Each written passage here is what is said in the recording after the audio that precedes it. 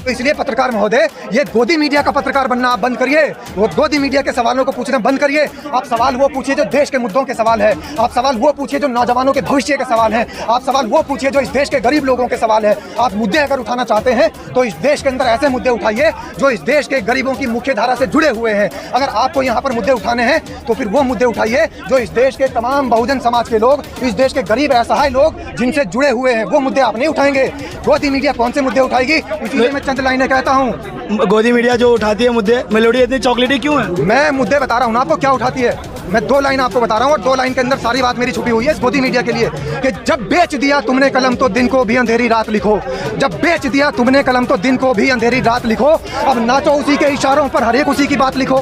जब बेच दिया तुमने कलम तो दिन को भी अंधेरी रात लिखो।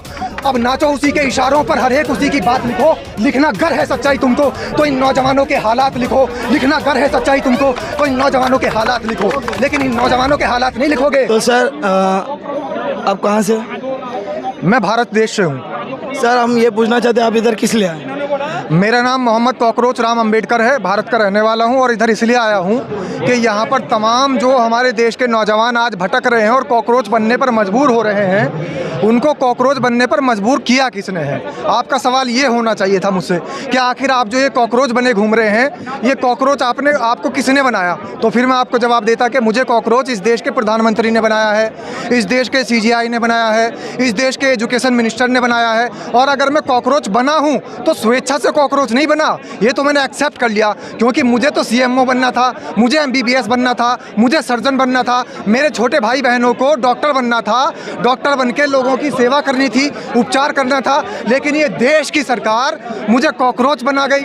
अब इसीलिए मैं आपके सामने खड़ा हूँ, आप सवाल करिए। तो सर जैसे कि आप इधर आके सोनम वांगचुक सर आए हैं, बिल्कुल वो हंगर स्ट्राइक कर रहे हैं, आपका उसका क्या राय है?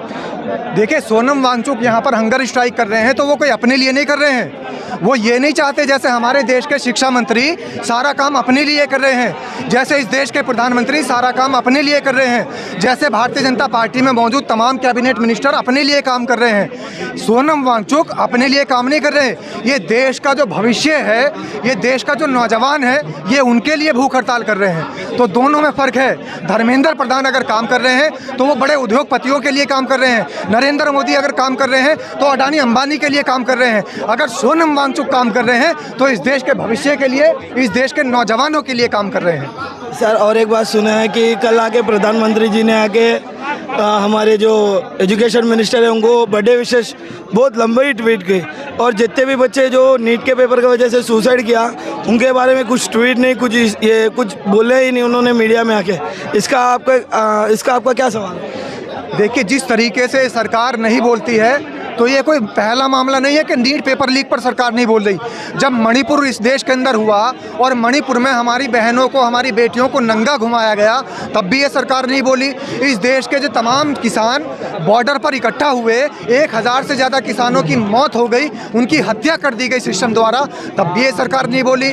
इसके अलावा इस देश के अंदर जो डीमोनेटाइजेशन हुआ, नोटबंदी हुई, नोटबंदी में तमाम लोग लाइन में लग करके मारे गए, तब भी ये सरकार नहीं बोली। उसके अलावा इस देश के अंदर जब कोविड काल आया, कोरोना का समय आया और जब माइग्रेंट मजदूर, उनके पैरों में छाले थे, वो और अपने घरों पर मजदूर यहाँ से लौट रहा था और मजदूरों के पाँव के छाले देख करके भी ये सरकार नहीं बोली। तो ये सरकार का कोई पहला काम थोड़ी है नया कि ये सरकार नहीं बोल रही है। ये सरकार तो कभी भी जब इस देश के ऊपर आपदा आती है तब बोलती नहीं है। अब आप देखिए, नया एक सिस्टम बनाया है। हमारे देश के रक्षा मंत्री अब बोले हैं, कब कि हमारे देश के 6 जवान शहीद हुए थे। ये जब तो ऑपरेशन सिंदूर का डंका पीट रहे थे, तब तो ये ऑपरेशन सिंदूर के नाम पर इस देश को ये बता रहे थे कि इस देश के अंदर ऑपरेशन सिंदूर हमने करके दुश्मनों के दांत खट्टे कर दिए। लेकिन अब इतना समय बाद ये बता रहे हैं कि देखिए हमारे 6 जवान भी शहीद हुए हैं। तो ये 6 जवान जो शहीद हुए हैं, ये देश की सरकार जब बता रही है जब ऑपरेशन सिंदूर का कोई मायने ही नहीं बचा, जब उसका कोई मतलब ही नहीं बचा। उससे पहले सरकार क्या बता रही थी? क्या हमने देखिए रावलपिंडी में घुसकर पाकिस्तान को ख़त्म कर दिया। इस देश की मीडिया क्या कह रही थी कि अगला सूरज निकलेगा और पाकिस्तान ख़त्म हो जाएगा। लेकिन पाकिस्तान तो वहीं है, ख़त्म कौन हुआ? आज हमारे देश के रक्षा मंत्री बता रहे हैं कि ख़त्म हुए हमारे देश के सीमा पर तैनात 6 जवान। जिसके बारे में ये बता नहीं रहे थे। आज रक्षा मंत्री ने बता दिया है कि हमारे देश के सीमा पर तैनात 6 जवान शहीद हो गए हैं। तो इसलिए पत्रकार महोदय, ये गोदी मीडिया का पत्रकार बनना आप बंद करिए, वो गोदी मीडिया के सवालों को पूछना बंद करिए।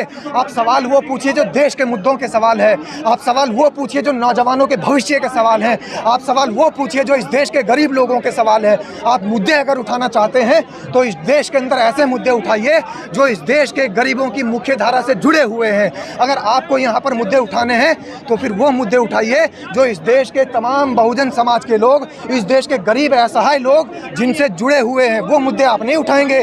गोदी मीडिया कौन से मुद्दे उठाएगी? इसीलिए मैं चंद लाइनें कहता हूँ। गोदी मीडिया जो उठाती है मुद्दे, मेलोडी इतनी चॉकलेटी क्यों है? मैं मुद्दे बता रहा हूँ ना आपको क्या उठाती है। मैं 2 लाइन आपको बता रहा हूँ और 2 लाइन के अंदर सारी बात मेरी छुपी हुई है इस गोदी मीडिया के लिए कि जब बेच दिया तुमने कलम तो दिन को भी अंधेरी रात लिखो। जब बेच दिया तुमने कलम तो दिन को भी अंधेरी रात लिखो। अब नाचो उसी के इशारों पर हर एक उसी की बात लिखो। जब बेच दिया तुमने कलम तो दिन को भी अंधेरी रात लिखो। अब नाचो उसी के इशारों पर हर एक उसी की बात लिखो। लिखना गर है सच्चाई तुमको तो इन नौजवानों के हालात लिखो। लिखना गर है सच्चाई तुमको तो इन नौजवानों के हालात लिखो। लेकिन इन नौजवानों के हालात नहीं लिखोगे, इन नौजवानों के हालात नहीं दिखाओगे, क्योंकि तुम गोदी मीडिया हो। तुम्हें सिर्फ अडानी अंबानी के जो पले हुए शेर हैं उनके बच्चों को प्रधानमंत्री दूध कैसे पिलाने गए आप ये दिखाओगे। अडानी के घर, अंबानी के घर पूजा कार्यक्रम था, हमारे देश के प्रधानमंत्री उसमें शरीक होने के लिए गए, आप सिर्फ ये दिखाओगे। हमारे देश के मंत्री कौन सी विदेश यात्रा पर निकले हुए हैं, आप सिर्फ ये चीज़ें दिखाओगे। करिए सवाल, कौन सा सवाल है आपका? खलास। खलास।